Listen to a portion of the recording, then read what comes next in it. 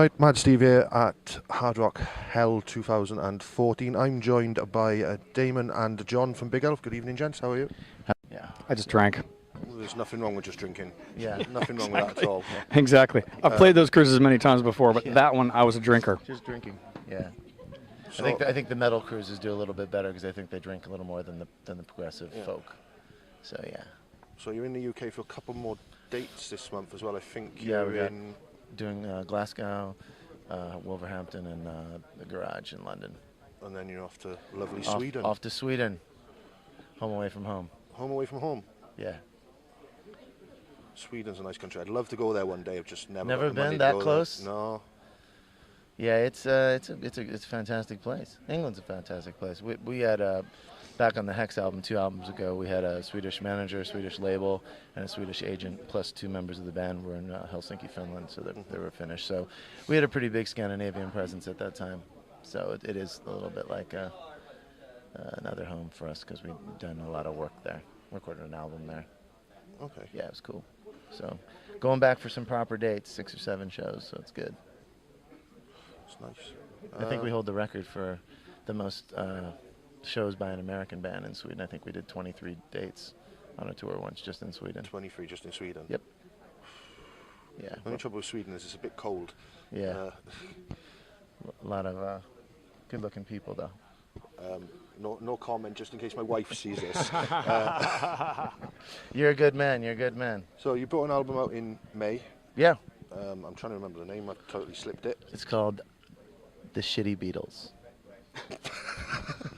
No, that's only when you're in Liverpool you say things like that. Yeah. Well, I'm close. I'm close enough. Whenever I'm on the soil, I love the Beatles. It's called Into the Maelstrom.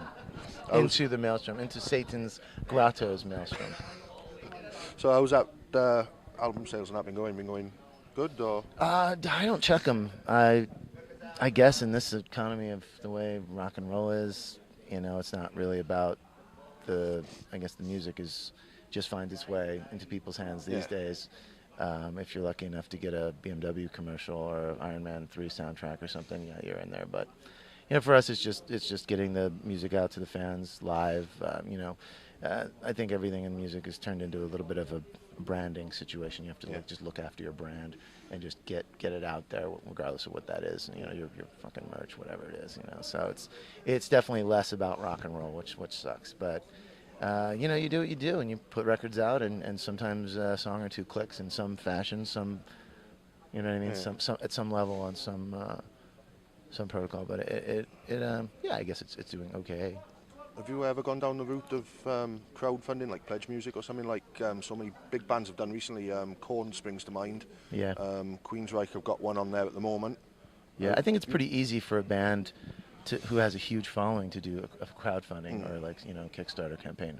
There's no genius compromise there. I mean, if you have a couple million people following you, it's like fuck the label. You don't need the label at all.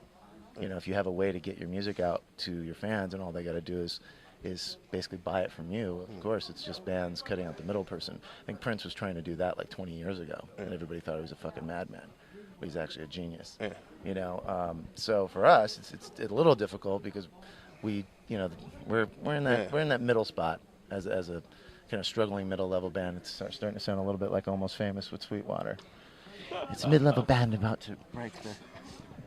But only mid-level in sales. Yeah, because everything else is high. It's top notch. I think it's. I mean, we haven't done any Kickstarter things, any funding yet, but who knows? There might be something. There's different elements that become problematic with that as well because you don't have an infrastructure for distribution and whatnot. So We've been kicked a few times. Yeah. Not kick-started, Kick-started. but we've been kicked, definitely. Yeah. Yeah, my bank account's going to need a Kicking. I need a good kicking. All the flights to Sweden and everything killed you there. It's not pretty. One final question for you, gentlemen.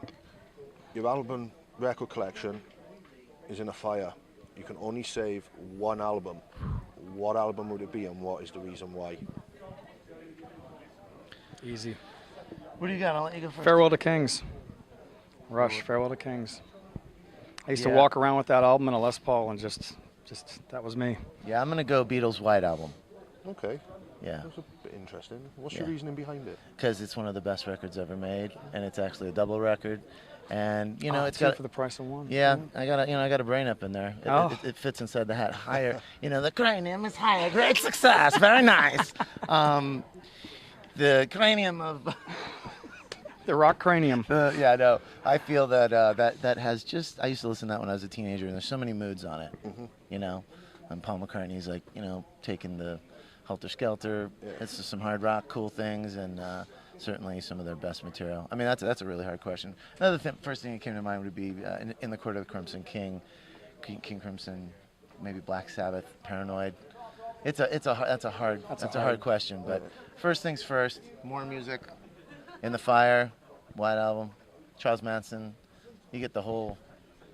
You get the whole nugget in there. Funnily enough, you've mentioned Black Sabbath Paranoid. As a DJ that works for the station, and he absolutely hates the song. So anytime we're out or we're somewhere where there's a DJ playing, we tend to ask for Paranoid to be played. 3 times in a row. He just totally. Actually, the record I think is 9 times when we had a birthday Christmas party. That's awesome. Yeah, he was going nuts in the pub. Just totally. I always thought Tony Iommi had like a brilliant answer when someone said, "Do you ever get sick of playing Paranoid?" He said, "No, every time it just gets better." And I thought, that's a classic guy. Because you got this song that basically made your career and kind of kept it kind of going. It's that one song that keeps them alive on rock radio and introduces them into new generations of kids and stuff. And it certainly makes it into movies. That's how it works for a band like Sabbath. But what a classy answer, because you have to look at your catalog and not get sick of playing it. It's a great fucking song. Paranoid's amazing. There's no chorus. No, very true. I mean, I consider that's genius.